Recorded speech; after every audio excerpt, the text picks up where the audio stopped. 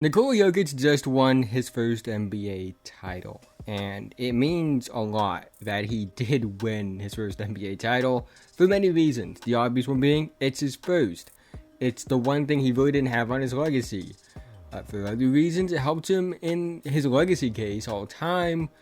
And I just want to take this opportunity to talk more about Nikola Jokic because he's one of the best players I've ever seen, and he's really interesting to talk about, and he's worth talking about in a video, even if it's a rambly video at that compared to the usual stuff I do on the channel. Jokic is a player that's always been interesting to me because he's highly debated in the stats versus eye test debate between, the crowd that really likes, just watching the tape and that's how they base it, and the crowd that loves using analytics. When in reality, he's both. He passes the eye test and he passes the analytics test with flying colors. You'll get his analytics and it's unreal.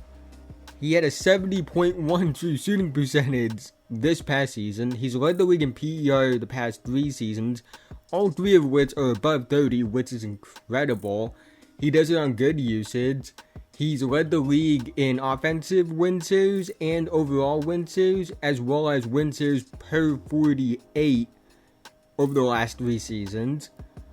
Statistically, this guy is out of this world. And you get to the basic stats, last 3 seasons, it's arguably the greatest offensive peak by a big man ever. Last 3 seasons, 26 points per game, 12.2 rebounds per game, 8.7 assists per game, 59.1% from the field. He has shot 36.5% from 3, 83.2% from the line. This past season, 63.2 field goal percentage, which is out of this world. He is just everything statistically. And then that's not even including his playoffs. In the playoffs, he's a career 27.5 points per game, around 12 rebounds per game, 7.3 assists per game player on a 52, 41, 82.8 shooting splits.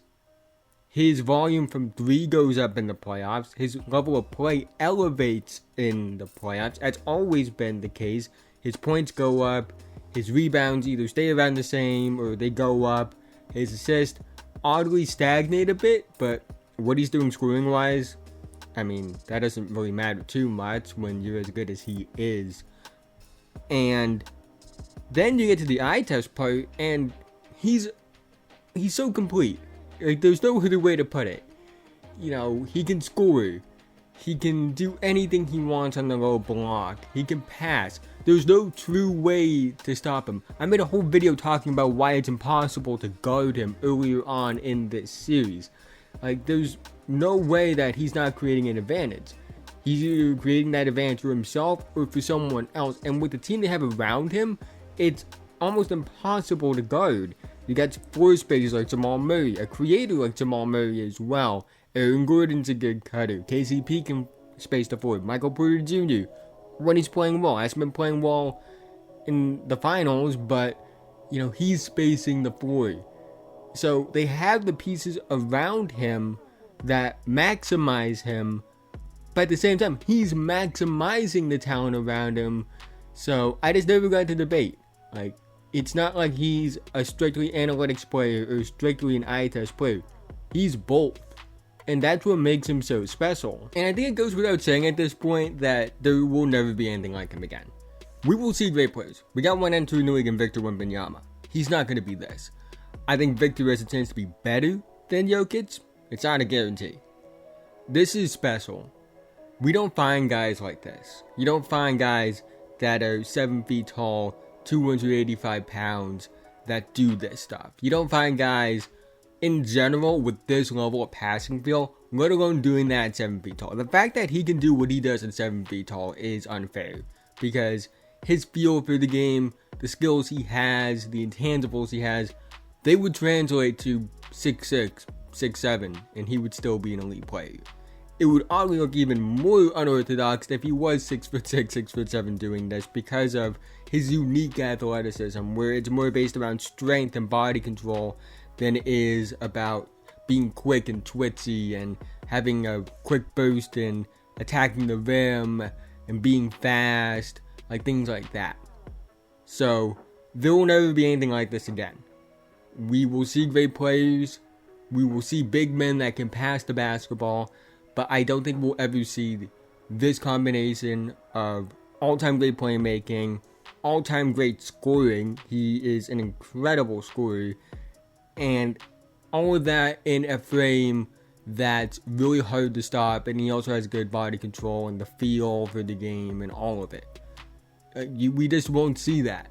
It's not going to come around often. If it does, we will talk about it. Trust me. If there's a prospect that shows he can do this, we will talk about it. But until then, this is the best big in basketball. I don't think it's really a debate. I think Embiid's a great player. I think Bam's a great player. I think that Cat, despite my criticisms of him, is a great player. There's just nothing, though, that compares this. Evan Mobley, he's next up. Jalen Duren's going to be really good for a long time. All these great bigs in the league, none of them are going to touch Jokic, in my opinion. That's how good he is. He has the stranglehold on his position the same way we saw with LeBron at the small forward position, the way we see with Steph at the point guard position, the way we saw with prime James Harden at the 2 guard. Like, that's the level of player that he is. And honestly, outside of Steph and LeBron, we really just haven't seen a player like this. Anthony Davis is another example of a player who had like a stranglehold on best player at his position when he was a power forward. And I think he still has that title, in my opinion, because I still view him as a 4. But really, outside of LeBron and Steph, there's no player that I look at in recent memory and say that, yeah, they're better than what Jokic is doing. And when you add a title to that, it takes him to a whole nother level. A ring adds to a legacy that has 2 MVPs, maybe should be 3, like All-NBA, All-Star, like all of that, and a ring in a Finals MVP, like that means everything. That takes him from like top 30 to, we could be talking about him as a top 10 player like very soon. If he wins another ring, the top 10 talks are going to be real. I think this ring puts him ahead of Kevin Durant, and Kevin Durant is my favorite basketball player of all time. And I think that this ring for Jokic puts him ahead of Kevin Durant because he's done something that Kevin Durant has never done. I know Kevin Durant has scoring titles, but he doesn't have as many MVPs. He doesn't have as many rings where he's been like the clear-cut guy, even though he's won 2 Finals MVPs. I think that it's kind of obvious that, Steph had at least an argument for best player in that team. There's no argument. Jokic is the best player on this team. Jamal Murray is putting up absurd numbers in these finals, and he's the clear-cut second best player on this team. That's how special Jokic is.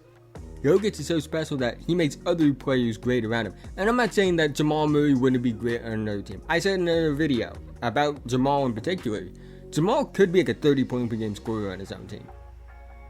But he's maximized most and is most valuable to winning basketball when he plays next to a playmaker like Jokic. Aaron Gordon's been playing the best basketball of his life next to Nikola Jokic. Michael Porter Jr. hasn't been great in the finals, but his best basketball is with Jokic for a reason. KCP has looked his best playing next to Jokic. Bruce Brown has been playing his best playing next to Jokic. This is somebody that makes everyone around him better. He maximizes the talent around him. And now that everyone's healthy, specifically Jamal Murray's now healthy, we're seeing the apex of that. And honestly, speaking of apexes, we might be seeing the apex of what an offensive big man is historically with Nikola Jokic in real time.